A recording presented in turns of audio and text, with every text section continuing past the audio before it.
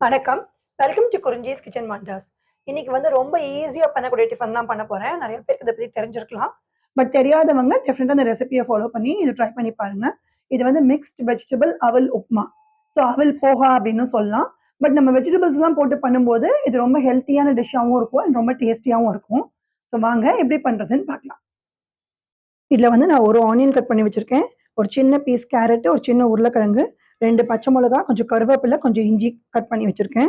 அப்புறம் இதுல வந்து அவல வந்து எடுத்து 2 வாட்டி நல்லா வாஷ் பண்ணிட்டு, அதுக்கப்புறம் தண்ணி எல்லாம் வடிகட்டி, அதுல கொஞ்சம் உப்பு, மஞ்சள் பொடி போட்டு நல்லா இப்படி பெசரி வச்சிருக்கேன். இதுல வந்து ஒரு 2 ஸ்பூன் ஆயில் விட்டுக்கலாம். இதுக்கு கடுகு போட்டுக்கலாம். உளுத்தம் பருப்பு 1 ஸ்பூன் போட்டுக்கலாம். பருப்பு 1 ஸ்பூன் போட்டுக்கலாம்.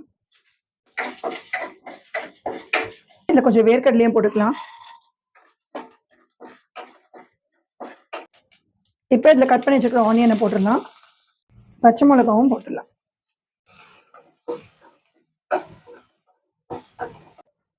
இஞ்சியும் போட்டுடுறேன். இப்போ நம்ம கட் பண்ணி வச்சுக்கிற இந்த உருளைக்கிழங்கும் போட்டுக்கலாம். இந்த கேரட்டையும் சேர்த்துக்கிறேன்.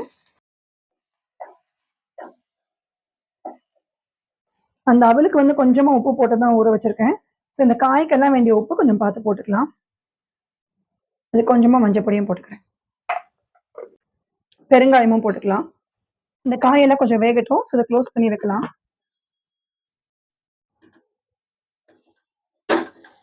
இப்போ இது நல்லா உருளைக்கிழங்கு, கேரட்டு எல்லாமே வெந்திருக்கும். இது நல்லா குக்கா எடுத்து பாருங்க. இதுக்கு மேல ரொம்ப குக்காச்சு காஞ்சு போன மாதிரி ஆயிடும். ஸோ இந்த மாதிரி இருக்கும் போதே நம்ம அவலையும் சேர்த்துடலாம்.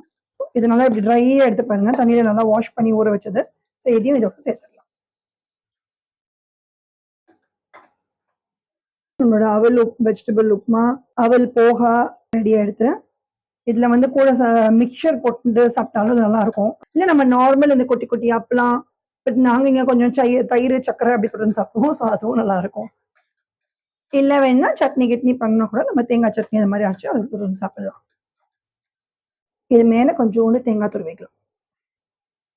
இது வந்து கொஞ்சம் சாஃப்டா இருக்கிறதுக்காக.